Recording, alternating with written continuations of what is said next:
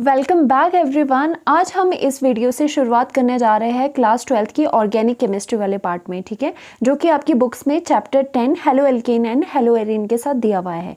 So firstly इस video में क्या करना है, हमने क्लासिफिकेशन को समझना है, हेलो एल्केन एंड एरीन के बारे में समझना है कि किस तरह से वो क्लासिफाइड होते हैं। So first of all haloalkanes क्या होता है। देखो, हेलो का मतलब हेलो स्टैंड किस लिए करता है, एक्स क्या हुआ, हेलोजन के लिए। हेलोजन कौन से होते हैं, जैसे fluorine, chlorine, bromine and iodine. Astatine हम नहीं लेते क्योंकि वो रेडियो एक्टिव होता है, ठीक है। एंड ये एक्स हेलो जो है वो एक्स को डिनोट करता है। एंड जो एल्केन है आपका, एल्केन का क्या मतलब हो गया, जस्ट जो हाइड्रोकार्बन्स है, जस्ट जो हाइड्रोकार्बन्स है, जैसे उसकी चेन है, हाइड्रोजन एंड कार्बन की जो चेन्स है हाइड्रोकार्बन, ठीक है। एंड उसी तरह से जो हेलो एरीन्स है वो भी इसी तरह से, हेलो का मतलब आपका एक्स हो गया, x means fluorine, chlorine, bromine, halogens, ठीक है, जो कि ग्रुप 17 में आपके पास आते हैं। एंड जो अरीन्स हो गया, अरीन्स भी एक तरह के हाइड्रोकार्बन्स ही है, बट स्पेसिफिकली ये कौन से है, ये एरोमेटिक है, ठीक है, एरोमेटिक। तो इसको जल्दी से इसको इजीली समझते हैं हम, क्या होता है ये हेलो एल्केन्स क्या होता है विद एग्जांपल। अगर हेलो एल्केन्स क्या होता है, सपोज ये CH3 है, ठीक है, ये क्या है आपका, दिस इज द इथेन, और ये क्या है, एल्केन है एक, ठीक है, सैचुरेटेड एल्केन है। सैचुरेटेड का क्या मतलब होता है, जिसमें सिर्फ और सिर्फ सिंगल बॉन्ड्स हो, डबल एंड ट्रिपल बॉन्ड्स नहीं हो। हेलो एल्केन्स में हेलो एल्केन्स क्या होता है, ये एक तरह का एल्केन है। अगर हम इसमें से एक हाइड्रोजन को हटा दें, सपोज CH3 CH2 एंड ये वाला जो हाइड्रोजन है, ठीक है, इस हाइड्रोजन को हम हटा दें और इसकी जगह हम हेलोजन लगा दें। हेलोजन मतलब कोई भी, क्लोरीन, ब्रोमीन, फ्लोरीन, कोई भी, ठीक है। अगर सपोज मैंने यहाँ पर लगा दिया क्लोरीन, इसकी जगह, इस हाइड्रोजन की जगह मैंने क्लोरीन लगाया, तो जो ये वाला आपके पास कंपाउंड बना, ये मॉलिक्यूल क्या कहलाएगा, this is the halo alkane, because एक हाइड्रोजन की जगह, या फिर कितने भी हो सकते हैं क्लोरीन, तो ठीक है, that means chlorine is substituted in the alkene, ठीक है, सब्सटीट्यूशन हुई भी है तो आपको हेलो एल्केन्स मिलता है। नाउ हेलो एरीन्स क्या हो जाएगा, सपोज अरीन्स क्या होता है, सबसे पहले अरीन्स क्या होता है आपके पास, एरोमेटिक, ठीक है, एरोमेटिक स्पीशीज होनी चाहिए आपके पास। और एरोमेटिक स्पीशीज क्या होती है, according to the Huckel rule, अगर आपने पढ़ा होगा, 4n+2 पाई इलेक्ट्रॉन्स होने चाहिए उसके पास, वही स्पीशीज एरोमेटिक होती है। तो इसका क्या मतलब हो गया, हेलो अरेंज, जो हेलोजन है वो किस पे लगा हुआ है, किसी एरोमेटिक स्पीशीज पे, जो कि एग्जांपल हम इस तरह से ले लेते हैं। सपोज ये बेंजीन लिया, बेंजीन पे पता है आपको हर एक कार्बन के पास हाइड्रोजन होता है, अगर नहीं भी दिखा है तो अंडरस्टूड होता है ये, ठीक है। सो इसमें क्या होता है कि सपोज हमने एक हाइड्रोजन की जगह यहाँ पे कोई भी हेलोजन लगा दिया, तो मैं यहाँ पे क्या लगा रही हूँ, इस हाइड्रोजन की जगह मैं क्लोरीन लगा रही हूँ, ठीक है, कोई भी हेलोजन लगा दिया। Now this molecule is termed as haloarene, क्योंकि हेलोजन है लगा हुआ किस पे, अरीन पे। अरीन मीन्स क्या, एरोमेटिक। अब एक और चीज़ आती है यहाँ पे, अगर मैं कहूँ ये वाली चीज़ साइक्लोहेक्सेन और उस पर क्लोरीन लगाऊँ, अगर मैं आपसे पूछूँ is this the hello Areen, तो नहीं, ये हेलो अरीन नहीं होगा, बिकॉज क्या है, हेलो अरीन्स के लिए एरोमेटिक कंपाउंड्स चाहिए, एरोमेटिक स्पीशीज चाहिए। बट यहाँ पे तो कोई 4n+2 पाई इलेक्ट्रॉन्स है नहीं, यहाँ पे तो पाई इलेक्ट्रॉन्स ही नहीं है। दैट मीन्स जो ये साइक्लो एल्केन वाला सब्सटीट्यूटेड हेलोजन है, ये आपका हेलो अरीन के अंडर नहीं आता है। सो होपफुली आपको halo alkane and hello Areen में पता चल गया होगा। नाउ इसकी अब हम क्लासिफिकेशन की ओर बढ़ते हैं, ठीक है। क्लासिफिकेशन कैसे करनी है, on the basis of number of halogen attached, कि कितने नंबर ऑफ हेलोजन आपके अटैच्ड है। तो firstly is the mono halo alkane. Mono का क्या मतलब होता है, सिंगल। मोनो का मतलब क्या होता है, सिंगल, ओनली वन, ठीक है, सिंगल। हेलो का क्या मतलब हो गया, हेलोजन। एल्केन का मतलब क्या हो गया, हाइड्रोकार्बन चेन के साथ जुड़ा है। तो बना लो इसका, तो फिर से मैं यही बनाऊंगी। सपोज CH4 है, ठीक है, मीथेन था, ये बेसिक वाला हाइड्रोकार्बन है आपका मीथेन। अगर मीथेन आपको क्या पता है कि ये हाइड्रोजन 4 हाइड्रोजन लगे हुए हैं इसके। अगर मैं ये काम करूँ कि एक हाइड्रोजन की जगह मैं क्लोरीन या फिर कोई भी हेलोजन लगा दूँ, तो आपका क्या आ जाएगा, यहाँ पर मैंने क्लोरीन लगा दिया, this is the mono halo alkane, this is the mono halo alkane, क्योंकि एक सिंगल हेलोजन लगा हुआ है किस पे, एल्केन पे, ठीक है, this is the mono halo alkane. अब नेक्स्ट आता है जो कि इंपॉर्टेंट है, ये तो बेसिक है, इंपॉर्टेंट ये वाली चीज़ है यहाँ पे। डाई हेलो एल्केन्स क्या होगा, जिसमें कि आपके 2 हेलोजेंस इन्वॉल्व है। अब इसमें आ जाती है 2 कैटेगरी, जेमिनल जो होते हैं एंड विसिनल जो होते हैं हेलो एल्केन्स, ठीक है। अब जेमिनल में क्या आता है, जेमिनल में कार्बन के ऊपर 2 हेलोजन एटम लगे होंगे। मैं क्लोरीन ले रही हूँ, आप कुछ भी हेलोजन ले सकते हो यहाँ पे, फ्लोरीन, ब्रोमीन, कुछ भी, ठीक है। जेमिनल होता है कि कार्बन पे, ये देखो मैं इसकी वैलेंसी पूरी कर देती हूँ, CH3, ठीक है। जेमिनल होता है जबकि सेम कार्बन पे 2 जो क्लोरीन एटम है या फिर दोनों ग्रुप्स लगे हुए हैं, सेम ग्रुप्स लगे हुए हैं, ठीक है, ऑन द सेम कार्बन लगे हुए हैं, ठीक है, वो होता है जेमिनल। एंड विसिनल क्या होता है, विसिनल होता है अगर ये 2 कार्बन है तो क्लोरीन में इस तरह से लगाऊंगी, ठीक है, बाकी इसकी वैलेंसी पूरी कर दो आप, ठीक है। This is the vicinal. Vicinal कब आता है, जब जो क्लोरीन एटम है या फिर जो सेम फंक्शनल ग्रुप्स है वो कहाँ हो, वो बिल्कुल एडजेसेंट में हो, मतलब एक दूसरे के पड़ोसी हो, सेम कार्बन पे नहीं लगे हो, एक दूसरे के बिल्कुल एडजेसेंट में हो, ठीक है। ये डिफरेंस होता है जेमिनल एंड विसिनल का। अब आता है ट्राई हेलो एल्केन्स। ट्राई का मतलब क्या है, 3 हेलोजेंस लगे हुए हैं। तो 3 हेलोजेंस कैसे है, इस तरह से भी हो सकते हैं, ये CH2 CH2 CH2 एंड यहाँ पे क्लोरीन क्लोरीन एंड क्लोरीन, ठीक है। तो यही है क्लोरीन, जैसे डाई हेलो एल्केन्स में हमने करा कि 2 यहाँ पे एल्केन्स लगे, अब वो सिंगल कार्बन पे भी लग सकते हैं या फिर 2 अलग कार्बन्स पे भी लगते हैं, तो कैटेगरीज की डाई हेलो एल्केन ही रहेगी। दैट वाज द इम्पॉर्टेंट कि जेमिनल एंड विसिनल क्या होता है, ये बहुत इंपॉर्टेंट है, इससे 1 मार्क का क्वेश्चन यहाँ से बन जाता है। Now comes to the monohaloarenes. अब क्या है, हेलो एल्केन्स की बात होगी, अब हम अरीन्स में चल पड़े, ठीक है। मोनो हेलो अरीन्स का मतलब क्या है, कोई भी एरोमेटिक आपकी स्पीशी होगी, जैसे मैंने बेंजीन बना दिया, अब यहाँ पे है क्या थे, हाइड्रोजन हाइड्रोजन हाइड्रोजन थे, एक को सब्सटीट्यूट कर दो, हटा दो और एक की जगह क्लोरीन लगा दो, तो ये हो गया मोनो हेलो अरीन। वैसे ही डाई हेलो अरीन में क्या हो जाएगा कि 2 हाइड्रोजन को सब्सटीट्यूट करके 2 की जगह 2 कोई भी हेलोजेंस लगे, अब ये कहीं भी हो सकते हैं, ठीक है, पर ये मेन क्या है कि 2 होने चाहिए halogens. And try hello arenes पे क्या होगा कि 3 हेलोजेंस लगे हुए हैं, तो मैंने 3 ऐसे लगा दिए, तो ये सेम चीज़ होगी। अब नाउ वेरी वेरी इंपॉर्टेंट, अब हम दूसरी क्लासिफिकेशन कैसे करेंगे मोनो हेलो कंपाउंड्स की जिसमें सिर्फ एक ही क्लोरीन या कोई हेलोजन एटम की बात करी है, उन कंपाउंड्स को हम डिफरेंशिएट करेंगे, उसको क्लासिफाई करेंगे, ठीक है। अब ये हुआ कि मोनो हेलो कंपाउंड्स को 2 तरह से क्लासिफाई हमने करा, एक जो कि कार्बन एंड जो हेलोजन बॉन्ड है वो कैसा होगा, उसमें जो ये कार्बन है दैट शुड बी sp3, जिसमें कि कार्बन sp3 होता है, जो हेलोजन होता है उसके साथ जो कार्बन है वो sp3 हो। और दूसरी कैटेगरी क्या होगी, जो हेलोजन है उसके साथ जो कार्बन है अटैच्ड वो sp2 हाइब्रिडाइज्ड हो, ठीक है।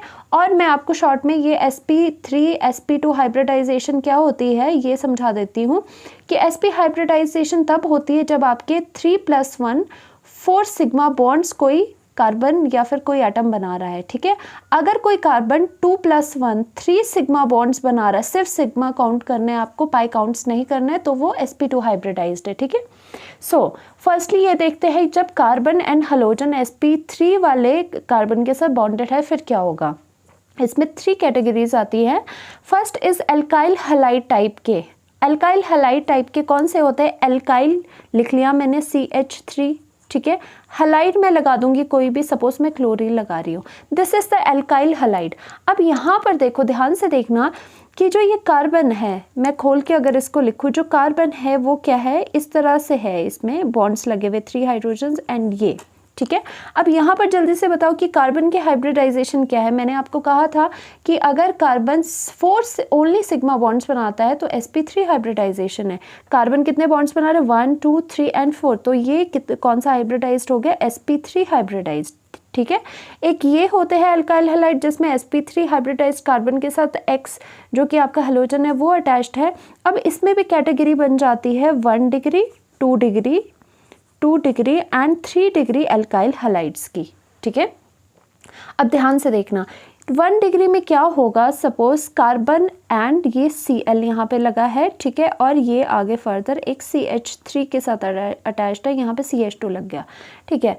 अब ये क्या हो जाएगा कि ये वाली आपकी जो कैटेगरी है वो कौन सी कैटेगरी है, जिसमें कि जो क्लोरीन या फिर जो हेलोजन के वेरी नेक्स्ट कार्बन है वो ओनली फर्दर एक ही कार्बन से अटैच्ड है। जो ये वेरी नेक्स्ट कार्बन है ना वो फर्दर क्या है, वो एक ही कार्बन से अटैच्ड है। तो ये कार्बन हुआ 1 डिग्री वाला एल्काइल हैलाइड। ठीक है, 2 डिग्री वाले कौन से आते हैं, जो कार्बन जो कि हेलोजन के साथ अटैच्ड है, इस पे फोकस करना है ना, जो क्लोरीन के साथ कार्बन है उस पे फोकस करो। वो वाला अगर 2 फर्दर कार्बन एटम्स के साथ अटैच्ड है, ठीक है, 2 फर्दर कार्बन एटम्स के साथ अटैच्ड है और यहाँ पे हाइड्रोजन आ गया, तो ये क्या हो जाएगा, ये 2 डिग्री एल्काइल हैलाइड हो जाएगा। 3 डिग्री में क्या हो जाएगा, जो ये कार्बन है नेक्स्ट टू द क्लोरीन, अगर ये फर्दर 3 CH3 मतलब 3 कार्बन के साथ फर्दर अटैच्ड है तो ये किस तरह का होगा, 3 डिग्री का हो जाएगा and this carbon will be of the 3 degree. So आपको यहाँ पे अल्काइल हैलाइड के बारे में समझ आ गया।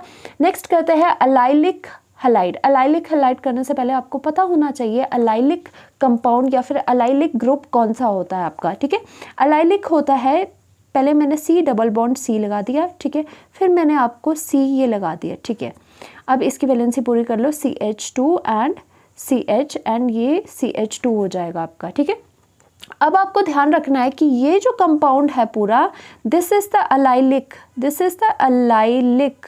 ठीक है, दिस इज द अलाइलिक। अब ये क्या होता है, अलाइलिक कैसे समझना है आपको, जो डबल बॉन्डेड कार्बन्स है, डबल बॉन्ड के बिल्कुल साथ में एक कार्बन लगा लो, अब ये किसी आगे से अटैच्ड होता है तो ये पूरा ग्रुप हो जाएगा अलाइलिक ग्रुप। ठीक है, अलाइलिक ग्रुप हो जाएगा। अब ध्यान से देखो यहाँ पर, क्योंकि ये CH2, ठीक है, डबल बॉन्ड, फिर से मैं इसको लिख रही हूँ CH एंड CH2, 2 हाइड्रोजन मैंने इसके यहाँ लगा दिए एंड ये फर्दर अटैच्ड है, किससे अटैच्ड है, मैंने यहाँ पे X लगा दिया। ठीक है, तो ये वाला कंपाउंड हुआ अलाइलिक हैलाइड। ठीक है, ये वाला कंपाउंड हुआ अलाइलिक हैलाइड, क्योंकि ये वाला जो ग्रुप है this is the allylic group और वो किसके साथ अटैच्ड है, वो हैलाइड के साथ अटैच्ड है।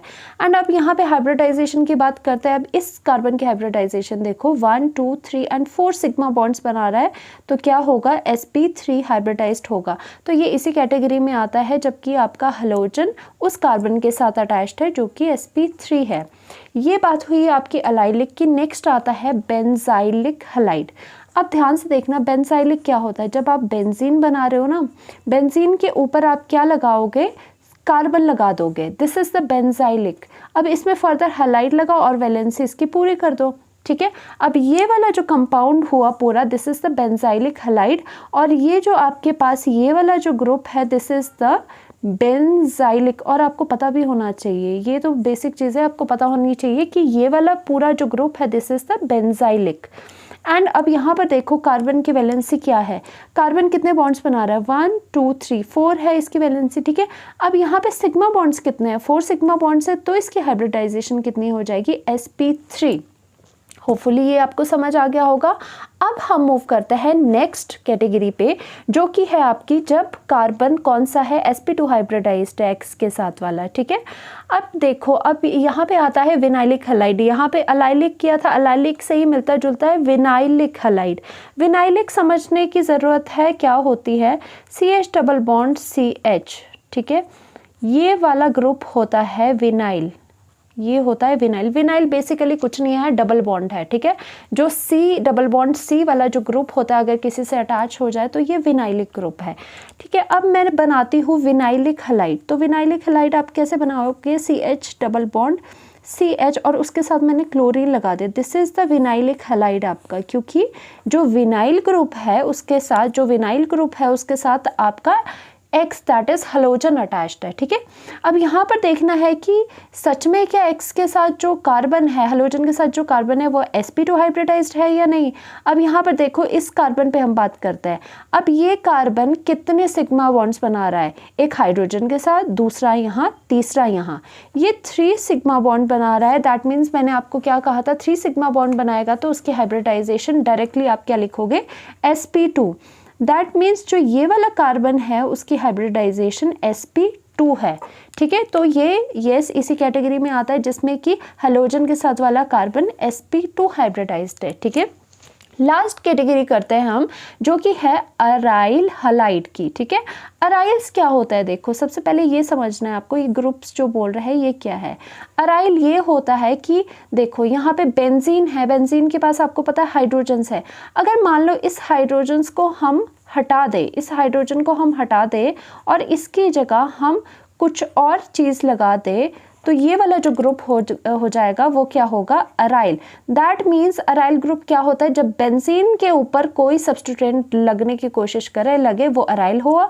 बेंजाइल क्या होता है कि बेंजीन के ऊपर जो कार्बन होगा उसके ऊपर जब सब्स्टिट्यूशन होती है, ठीक है।